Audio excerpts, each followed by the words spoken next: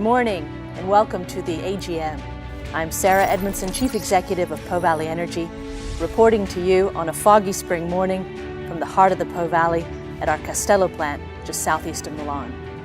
2014 was a year in which we built on the foundations of the organizational change and restructuring that took place in 2013, whilst at the same time taking smart, deliberate steps towards building new opportunities.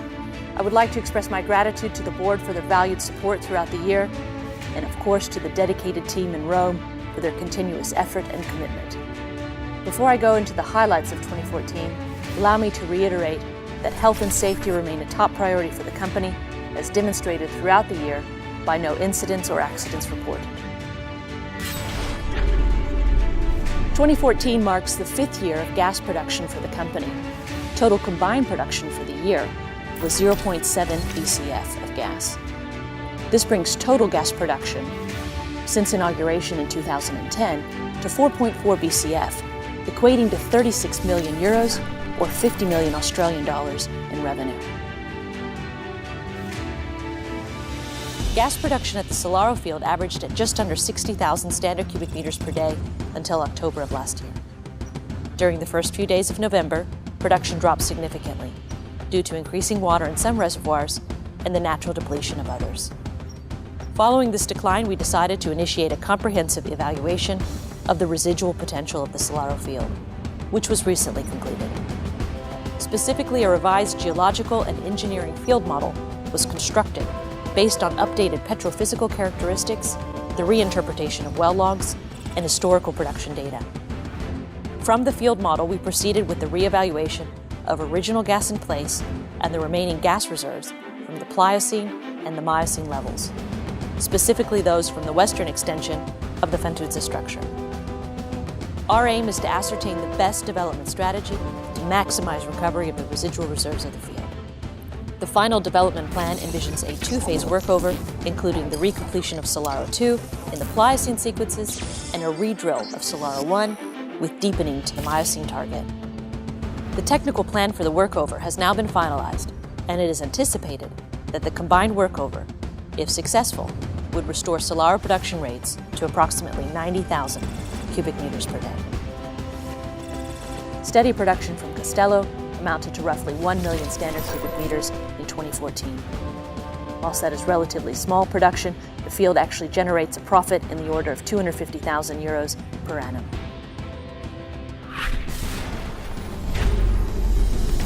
In 2014, we advised a major regulatory milestone, with the ministry awarding the final production concession for the Bezzecca field through the enlargement of the existing Cascina-Castello area.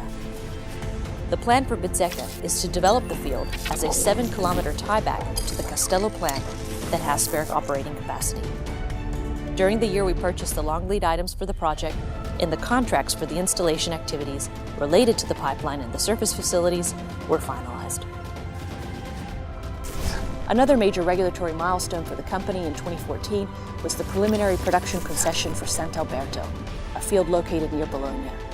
Now, the environmental impact study was prepared soon thereafter, and the assessment is currently underway with the Ministry of Environment.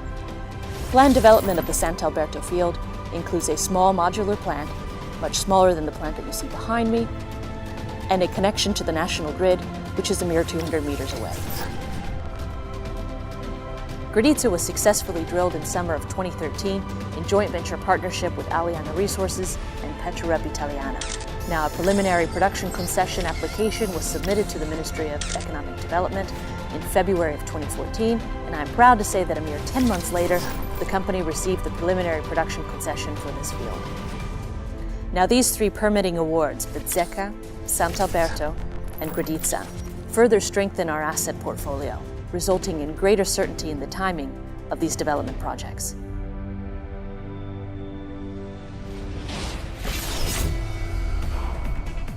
Teodorico is a major development project located in the exploration license AR94PY, in the shallow waters, approximately 30 meters of depth, of the Adriatic Sea. Former Eni gas discoveries, Irma and Kerala, were drilled and tested between 1986 and 2002 as part of a program that discovered a number of gas fields presently under development in the adjacent offshore area. Our development plan is to drill 2 wells near Erma and Kerala. Only 12 kilometers southeast of Teodorico, there is the Eni gas treatment plant Naomi Pandora. Discussions progressed with Eni in 2014 in regards to the tie-in logistics and the technical specifications of the Naomi Pandora platform, allowing the company to finalize a preliminary development plan. During 2014, the preliminary front-end and engineering and design study and the reprocessing of the 3D seismic acquired in 2013 were completed, and the production concession application is now ready to be filed with the Ministry. With 2C resources of 47.3 BCF of gas, the development of the existing certified Teodorico gas reserves is a major future priority for our company that would more than quadruple the company's current production and development resource base. Another promising project within our portfolio pipeline is a low-risk gas prospect called Selva Stratigraphic, identified within the Podere Galliano license.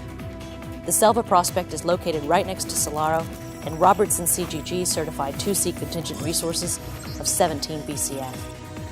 A structure identical in concept, East Selva, has also been identified nearby within the same license. Subject to funding, we hope to drill our first well in 2016.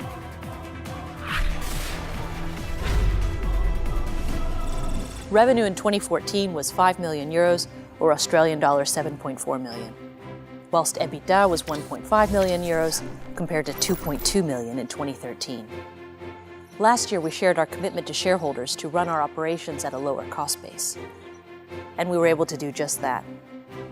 Following a successful cost savings initiative, we were able to reduce our administrative and corporate overhead expenses by roughly 33%, or €1.2 million.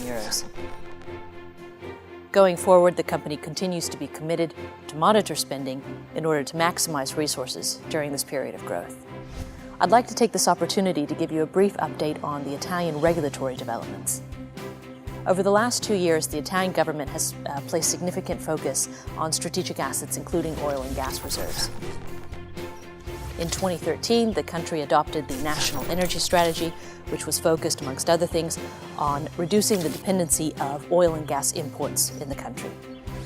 While in 2014, in September, the country adopted a new decree entitled Unlock Italy, the purpose of which is to streamline the permitting process at central government level. And whilst it is still early days, we are encouraged to see that the government is taking initiative to address an issue which we believe has been a source of frustration for oil and gas companies operating in the country. In closing, our objective is to run a lean organization focused on creating shareholders' wealth. We are committed to moving our significant license position in Italy forward. We would like to thank you, our shareholders, for your continued support throughout the year, and we look forward to delivering concrete results in 2015.